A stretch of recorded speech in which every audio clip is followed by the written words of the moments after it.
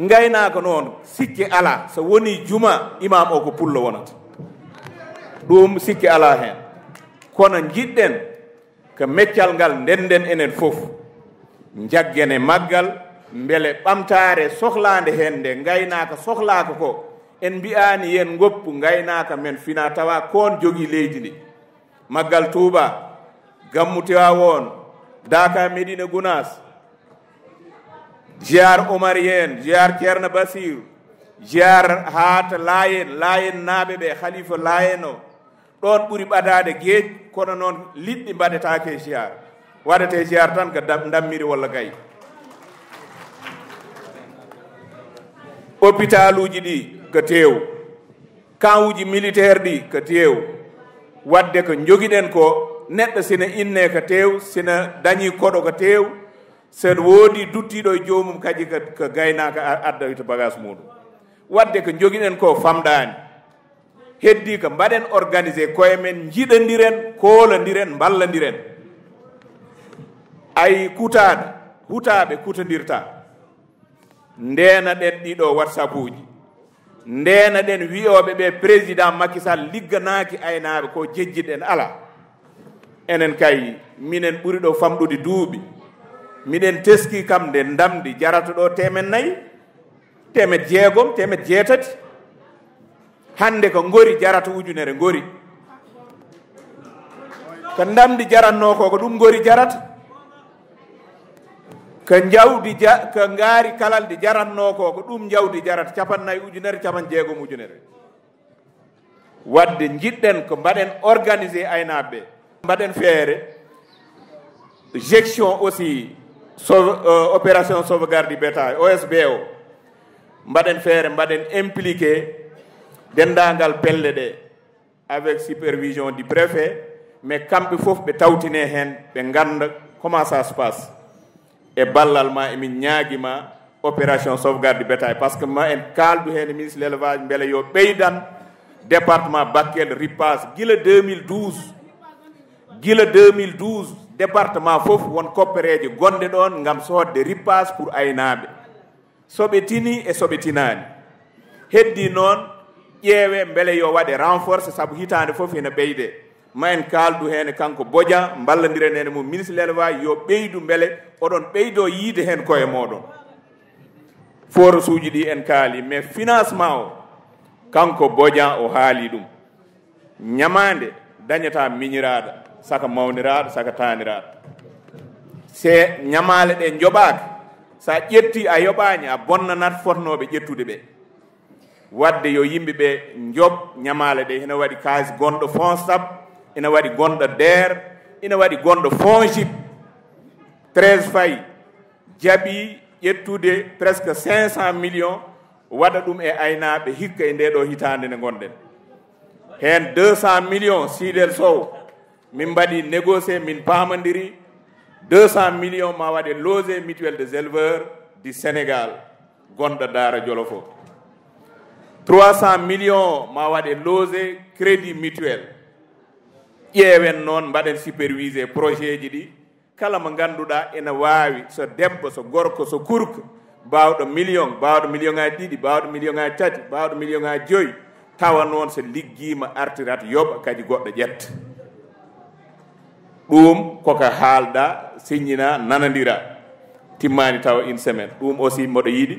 Bakel wasa hen hedde caggal Bakel yiya hen hoore mum maire uji ɗi ballodira hen e moɗon miɗen jiiɗi maire uji ɗi fof jagga hen so ɗum ɗon ɓenni convergence o carte jeeyaɗe ɗe ga commune fof koko foti montude bureau mum wona bureau département go wona coordonnateur communal convergence des éleveurs liggodira e maire gonɗo ɗon o so tawi maire o wondi koye président Macky Sall maire o so tawi o wondi koye président Macky Sall coordonnateur convergence gonɗo ɗon o yo rew caggal maire o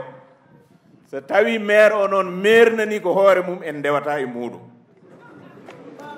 ndewaten tan koye maire gonduɗo e président Macky Sall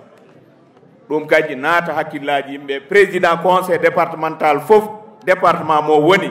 min kalfani ɗum coordonnateur départemental o so tawi ko président Macky Sall o wonti ɗum kadi leera min kala mbo wonɗani Macky Sall min gondani kala mbo yaadani Macky Sall min jaadani donc paamon kartal ngal so yeeyama temen ɗiɗi wona haalis o sohla carte ɗe ko pewnira ko ɓuri ko nafoore majje to bange fedde nde ko waɗa ko hene haalis min mbawa ɗum hen heɓtu auto ji amen tan ɗi min gaddata ga carte ɗe mbawa yobde carburant majji Allah kadi ka seede si yeeyama temeɗɗiɗe temedere nde artata to carte ɗe pewnete to temedere heddinde bureau départemental jeeyi capannayyi ɗe bureau communal jeeyi capanɗe jeegom ɗe pour wona caisse coordonnateur o e trésorier mum e secrétaire mum mbaɗa caisse jangga e jaam so ripas ari ene foti jippinede walla goɗɗum walla eɓe cohliyade réunion hen ɓe guittata hen kadi ɓe tugnoto pour wadde activité ji mabɓe seɓe mbaɗe financé kadi ko noon ɓe mbaɗirte finance pour yimɓe ɓe paama ganda ko noon convergence liggorto département ji ɗi ɗi ganduɗa ɗum woni officiel hande noon hankadi heddi koye mon kala koɗɗo